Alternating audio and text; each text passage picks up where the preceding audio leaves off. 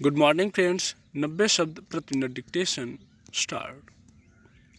सर्वोच्च न्यायालय ने कल दो अलग अलग मामलों में यह बिल्कुल साफ कर दिया कि देश के सांप्रदायिक भाईचारे से खिलवाड़ करने की छूट किसी को नहीं दी जाएगी और इसके लिए शीर्ष अधिकारी अपनी जिम्मेदारियों से बच नहीं सकते।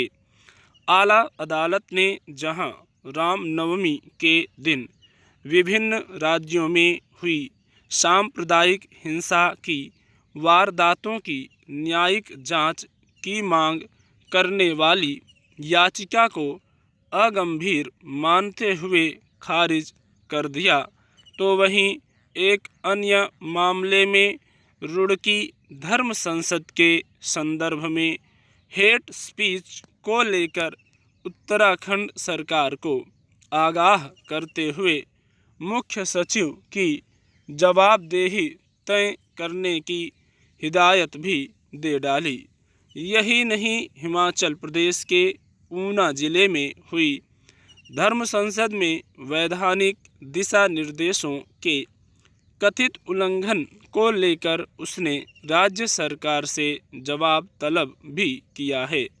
आरोप है कि ऊना जिले के मुबारकपुर गांव में हाल में आयोजित धर्म संसद में उन्हीं लोगों ने फिर से सांप्रदायिक विषवमन किया जो हरिद्वार धर्म संसद में आपत्तिजनक बयानबाजी के लिए गिरफ्तार हुए थे और फिलहाल जमानत पर हैं।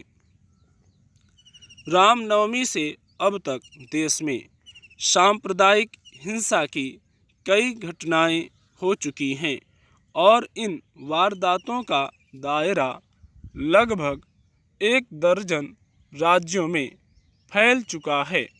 ऐसे में सुप्रीम कोर्ट की ताज़ा टिप्पणियां काफ़ी महत्वपूर्ण हैं।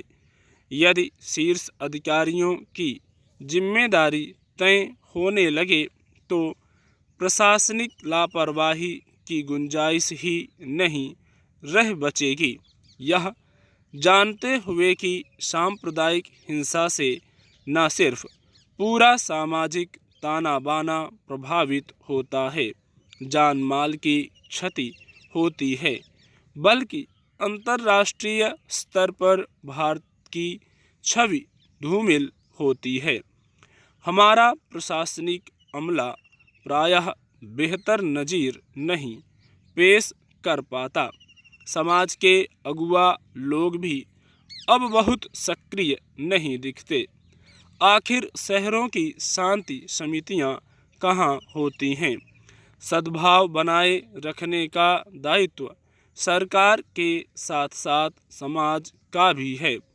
आखिर जो लोग नुकसान हो जाने के बाद तिरंगा यात्रा निकालते हैं, वे उस वक्त कहाँ होते हैं जब उनकी रहनुमाई की सबसे अधिक ज़रूरत होती है।